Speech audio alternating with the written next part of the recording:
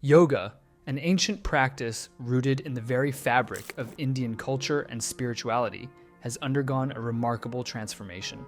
Once a closely guarded tradition passed down from guru to disciple, it now graces the cover of glossy magazines and fills the screens of millions of smartphones worldwide. But how did this profound shift occur? What forces propelled yoga from the banks of the Ganges to the bustling streets of New York and beyond? And in the process of its globalization, has yoga lost some of its essence, its deeper purpose? To unravel this captivating story, we must journey back over 2,500 years to the time of the Upanishads, the ancient Hindu texts that first mentioned yoga as a path to spiritual enlightenment. It was the sage Patanjali who codified the practice in his seminal work, the Yoga Sutras, laying the foundation for the eight-limbed path that would guide seekers for centuries to come. Yet, for much of its history, yoga remained a closely guarded secret, accessible only to a select few. It wasn't until the late 19th century that yoga began to emerge from the shadows. Swami Vivekananda, a charismatic monk, captivated audiences at the 1893 Parliament of World Religions in Chicago, introducing yoga to the Western world for the first time. His powerful message of unity and spiritual awakening struck a chord with a society yearning for something more than material success. While Vivekananda didn't focus on the physical postures, asana, associated with modern yoga, he introduced the broader philosophy of yoga, emphasizing its mental, spiritual, and meditative aspects.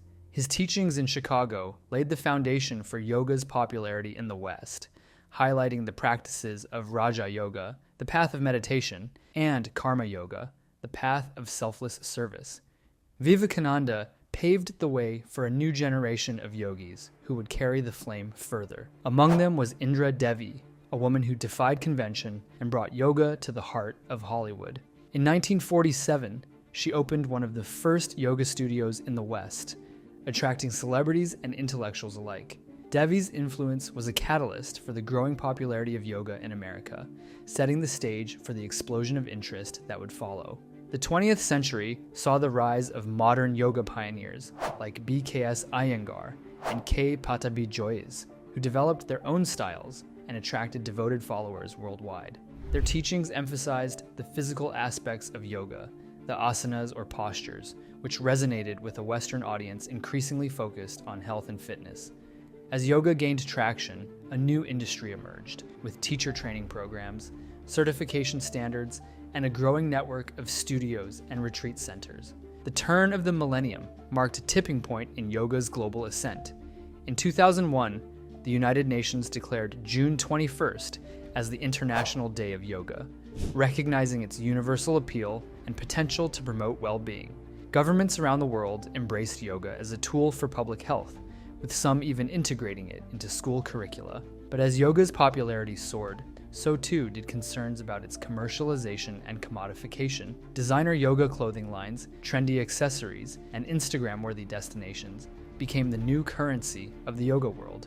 The ancient practice, once a path to spiritual liberation, was now a multi-billion-dollar industry, fueled by the promise of the perfect yoga body and a sense of belonging to a chic, cosmopolitan lifestyle.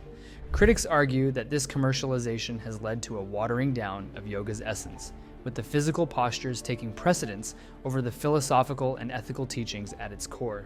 The quest for the perfect asana, the most impressive handstand or backbend, has overshadowed the true purpose of yoga, the union of body, mind, and spirit in the pursuit of self-realization. The globalization of yoga has raised questions of cultural appropriation and misrepresentation. The image of the typical yogi, thin, flexible, and clad in expensive athleisure wear, bears little resemblance to the diverse reality of practitioners around the world.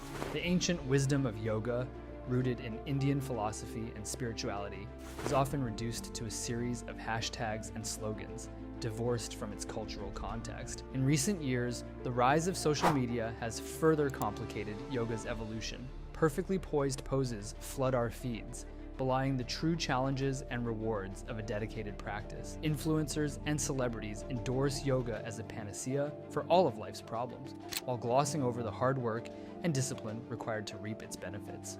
Can the essence of yoga still shine through the filters and followers. Many yoga classes and social media portrayals emphasize yoga purely as a workout, reducing it to just physical exercise.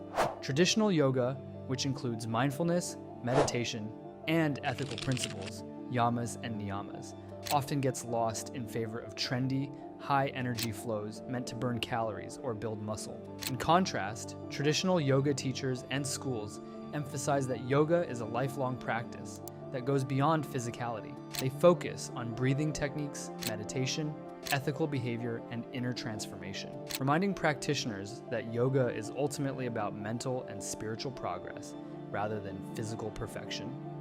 Let's talk about the different kinds of yoga that keep this tradition strong. First, we have integral yoga, rooted in the teachings of Swami Satchidananda. It's a balanced practice that brings together physical postures, breath control, meditation, and the important inner work of service to others. This is yoga for the mind, body, and spirit, with a clear focus on balance and harmony. Then there's Jivamukti yoga, which goes beyond the mat. Founded by Sharon Gannon and David Life, this method includes chanting, meditation, and a deep connection to yogic philosophy. It's yoga with heart and soul, where the physical practice is just one part of a much bigger picture. And if precision and alignment are your path, look to Iyengar yoga. Though known for its focus on postural alignment, Iyengar yoga doesn't forget the inner work. The careful attention to detail in each pose is a meditation in itself, a way to cultivate mindfulness and focus.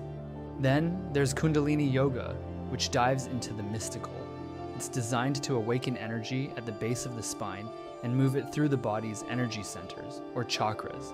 This practice uses breath, movement, and sound to create profound spiritual experiences. If you're looking for inner transformation, Kundalini, with its blend of chanting, meditation, and physical postures, offers a direct path to it. These are just a few examples of where traditional authentic yoga still thrives. You just have to know where to look. These studios, these traditions, are keeping the heart of yoga alive, and they offer us a powerful reminder that yoga is not about perfection, it's about progress. It's not about the destination, but about the journey. It's about showing up, doing the inner work, and letting the practice transform you from the inside out. Hey there, thanks for watching. I've personally always loved a great story. I've always felt that there's so much richness and lessons to be taken from all of the things that happened before us in our past. And on this channel, that's exactly what we'll be covering.